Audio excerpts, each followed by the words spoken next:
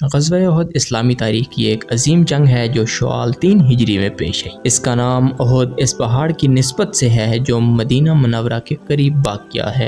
احد پہاڑ۔ غزوہ بدر میں مشرکین کو بہت بڑا نقصان ہوا، جس کا بدلہ لینے کے لیے قریش کے سردار ابو سفیان نے 3000 کا لشکر تیار کیا۔ اس لشکر میں مکہ کے بڑے بڑے سردار، ان کے خاندان اور بہت سی خواتین شامل تھیں۔ مسلمانوں کی تیاری۔ حضور صلی اللہ علیہ وسلم نے صحابہ اکرام سے مشورہ کیا۔ کچھ بزرگ صحابہ کی رائے تھی کہ مدینہ کے اندر رہ کر دفاع کیا جائے، لیکن نوجوان صحابہ کی رائے تھی کہ شہر سے باہر نکل کر کھلے میدان میں مقابلہ کیا جائے۔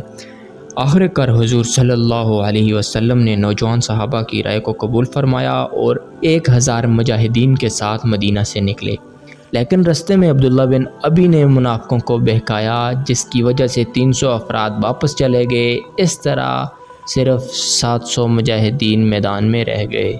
مسلمانوں کی صف بندی کے وقت حضور صلی اللہ علیہ وسلم نے 50 تیر اندازوں کو جبل رحمت پہاڑ پر مقرر فرمایا اور انہیں خاص ہدایت دی کہ تم اپنی جگہ نہ چھوڑنا، چاہے ہمیں فتح ہو یا شکست۔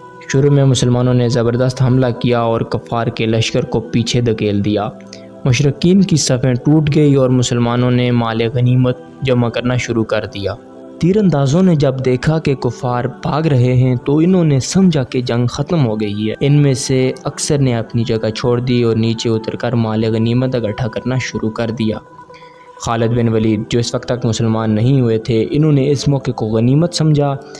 وہ اپنے گھڑ سواروں کے ساتھ پہاڑ کے پیچھے سے حملہ آور ہوئے اور اچانک مسلمانوں کو گھیر لیا۔ اس اچانک حملے کی وجہ سے مسلمانوں کو بہت بھاری نقصان اٹھانا پڑا۔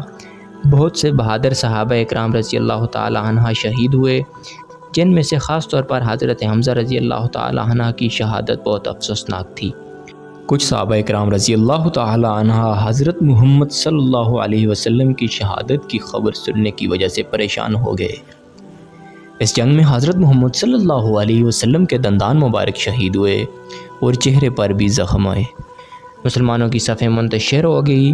آخر کار حضور صلی اللہ علیہ وسلم نے جبل احد کی طرف پناہ لی اور باقی صحابہ کو بھی وہیں جمع ہونے کا حکم دیا۔